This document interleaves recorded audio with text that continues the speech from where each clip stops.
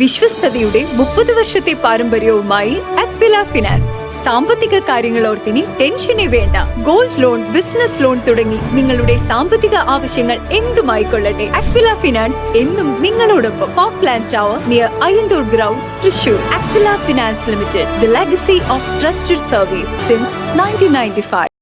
പവിത്രതയുടെയും ആത്മസംസ്കരണത്തിന്റെയും വിശുദ്ധമായ റമദാൻ മാസം ആഭാലവൃദ്ധം ജനങ്ങൾ നോമ്പ് തുറയ്ക്ക് വേണ്ടി പള്ളികളിൽ ഒരുമിച്ച് കൂടുന്നു.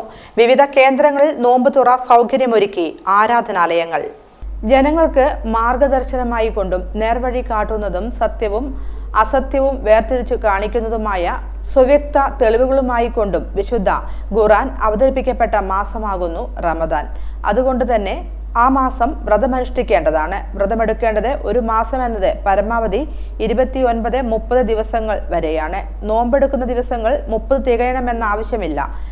പ്രധാന കാര്യം, റമദാൻ അവസാനിക്കുന്ന ശവ്വാൽ മാസം 1-ാം തീയതി ഉപവാസം കുറ്റകരമാകുന്നു. രോഗികൾ, പ്രായപൂർത്തിയാകാത്ത കുട്ടികൾ, മനോദൗർലഭ്യം ബാധിച്ച മനുഷ്യർ, ഗർഭിണികൾ, മാസമുറ അനുഭവിക്കുന്ന സ്ത്രീകൾ, മുലയൂട്ടുന്ന മാതാക്കൾ, അവശരായ വൃദ്ധർ, യാത്രക്കാർ എന്നിവർക്ക് റമദാൻ വ്രതം നിർബന്ധമില്ല.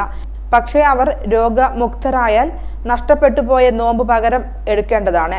റമദാനിൽ മറ്റുള്ളവരെ നോമ്പ് തുറപ്പിക്കുന്നതും സംഘടിതമായി നോമ്പ് തുറക്കുന്നതും പുണ്യകരമായ കാര്യമായി കണക്കാക്കുന്നു.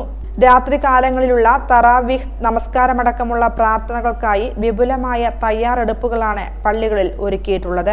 സന്ധ്യാ നമസ്കാരത്തിന്റെ സമയമറിയിക്കുന്ന ബാങ്ക് കേട്ടാൽ വെള്ളം, ശീതളപാനീയങ്ങൾ കുടിച്ചോ ഏതെങ്കിലും തരത്തിലുള്ള ഭക്ഷണങ്ങൾ കഴിച്ച് നോമ്പ് അവസാനിപ്പിക്കുന്നതിനെ നോമ്പ് തുറ അഥവാ ഇഫ്താർ എന്ന് പറയുന്നു. സായാഹ്ന നേരങ്ങളിൽ പകലിലെ ഈ കൊടും ചൂടിന് ഒരു നേരിയ മാറ്റം വരികയും പള്ളികളിൽ ബാങ്ക് വിളി മുഴങ്ങുമ്പോൾ പ്രാർത്ഥനയോടെ നോമ്പ് തുറക്കാൻ എല്ലാവരും ഒന്നായി ഒത്തുചേരുന്നു.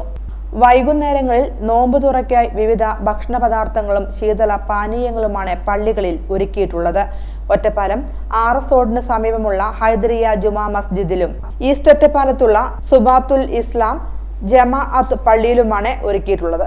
വിശുദ്ധമായ റമദാൻ പവിത്രതയും ആത്മസംസ്കരണത്തിൻ്റെയും മാസമാണ്.